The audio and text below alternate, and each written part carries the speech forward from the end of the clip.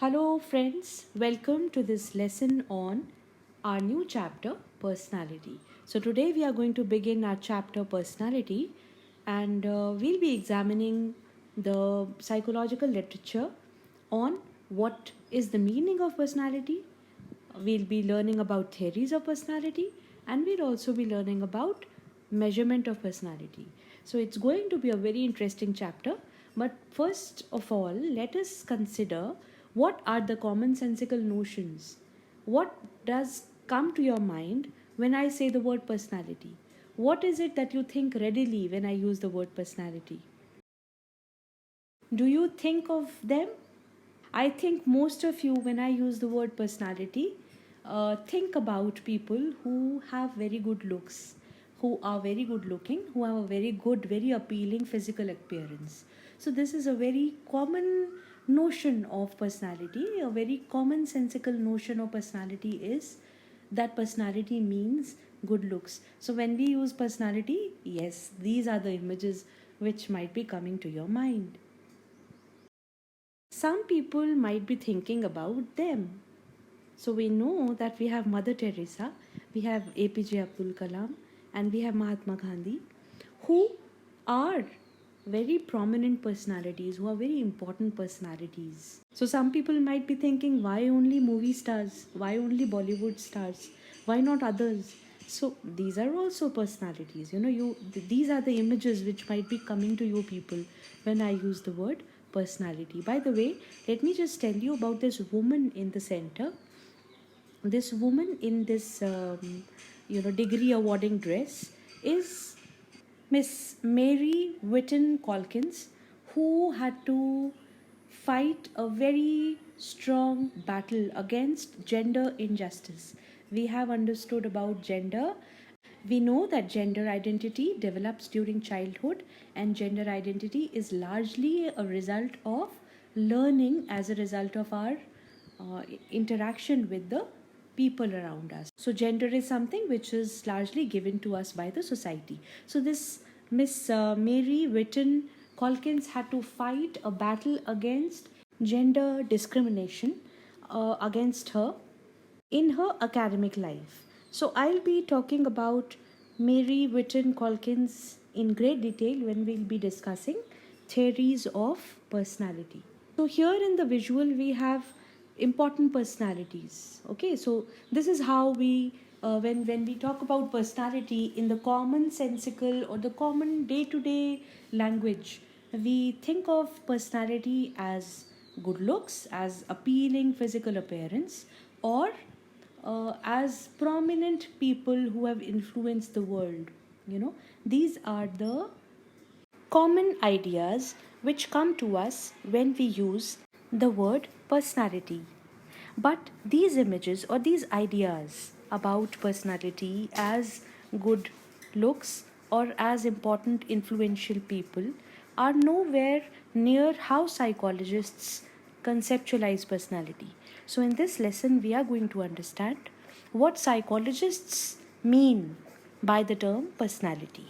To briefly tell you about psychological notions of personality, psychology, as you know, if you define psychology, it's the study of mental processes, behavior, and experiences in different contexts. So, when it comes to defining personality or giving meaning to the word personality, personality again in psychology means something which goes on inside the mind of the individual.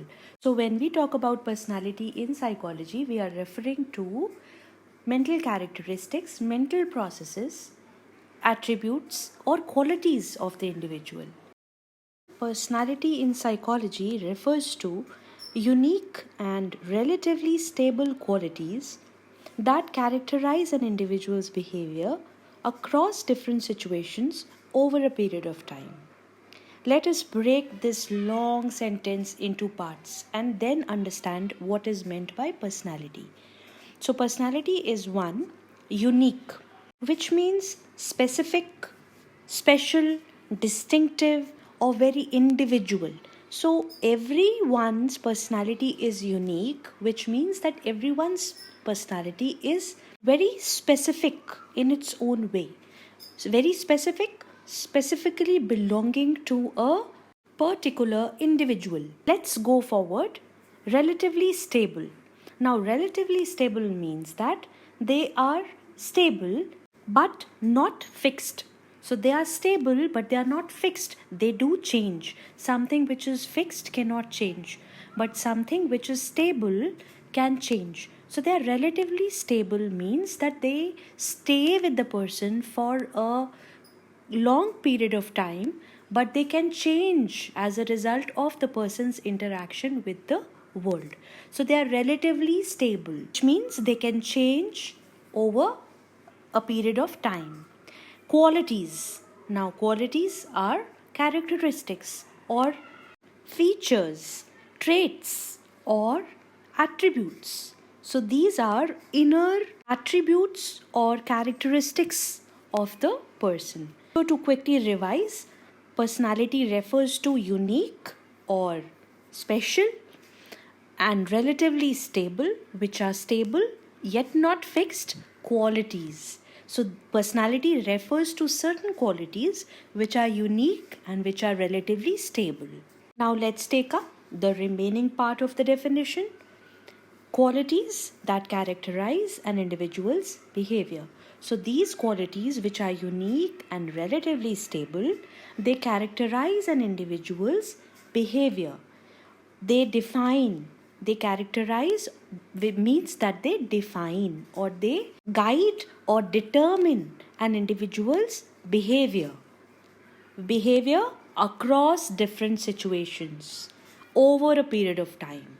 So these qualities, which are relatively stable and unique, they determine an individual's behavior across different situations and over a period of time. So these qualities, which are inherently there, which are inside the individual, they are unique and they are relatively stable, and they characterize, they determine, they guide, they define an individual's behavior across different situations over a period of time. Hence, these qualities are such, the qualities that make up the personality of an individual, these qualities are such that they stay with the individual for a long enough time, and they define how the individual behaves in different situations. And because these are stable characteristics or stable qualities, they define an individual's behavior over a period of time because they stay with the individual. They are relatively stable, they stay with the individual. So these qualities define an individual's behavior over a period of time, and during this period of time, all the situations that the person meets, the person's behavior remain almost the same. Now, if we join together all these small parts and we go to the definition again, personality refers to unique and relatively stable qualities that characterize an individual's behavior across different situations over a period of time. Going to the second bullet point, personality can also be explained as characteristic ways of responding to individuals and situations. So these are characteristic ways of whose characteristic ways? The individual's characteristic ways.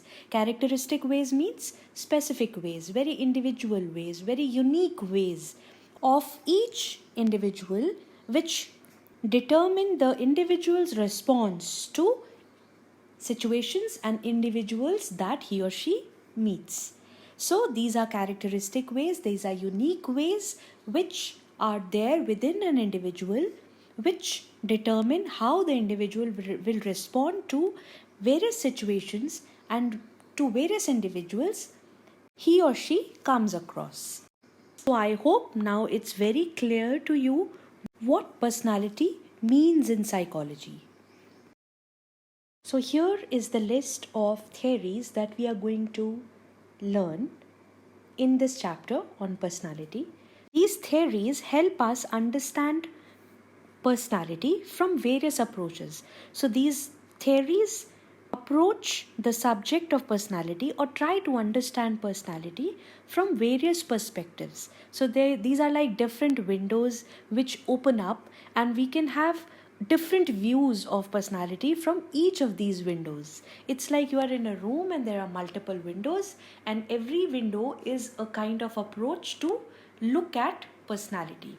Starting with the type theories. Type theories are theories which explain personality on the basis of categories or types. A type is a category. It's a fixed category which can be used to club people together.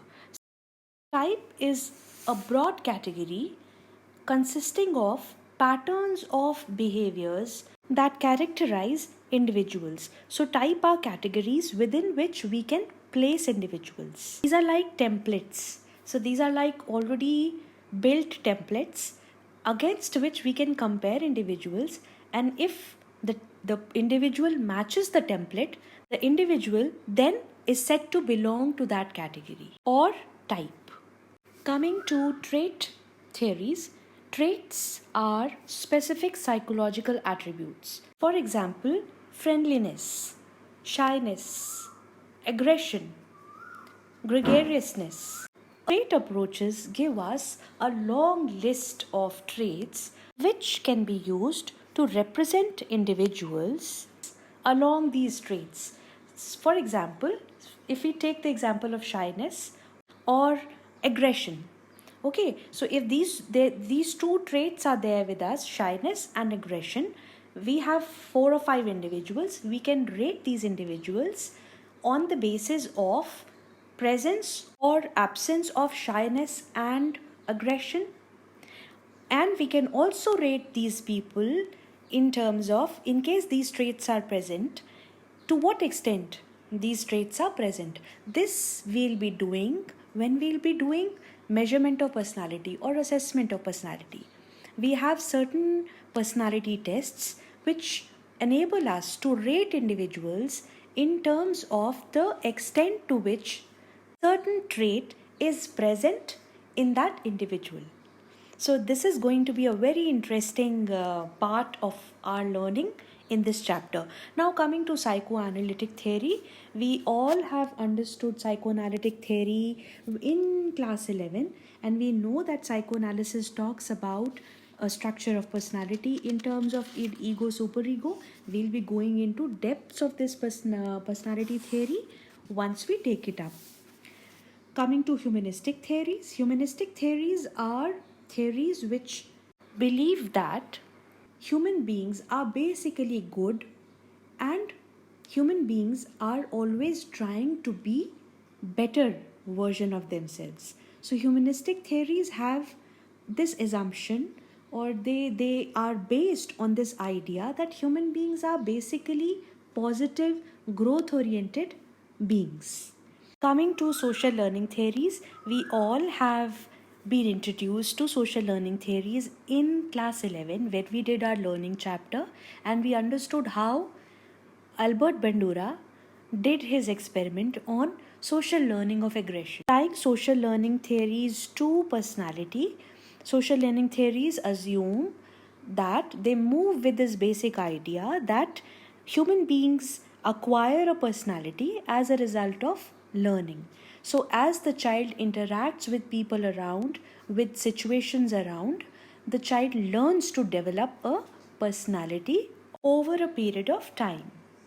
This is all about introducing you people to the theories of personality, which we are going to cover in detail in this chapter. Our next class will be on type theories and the different kinds of type theories that have been given by psychologists in order to understand personality. That's all for this lecture. In our next lecture, we are going to begin with type theories in detail. We are going to learn the various kinds of type theories proposed by psychologists.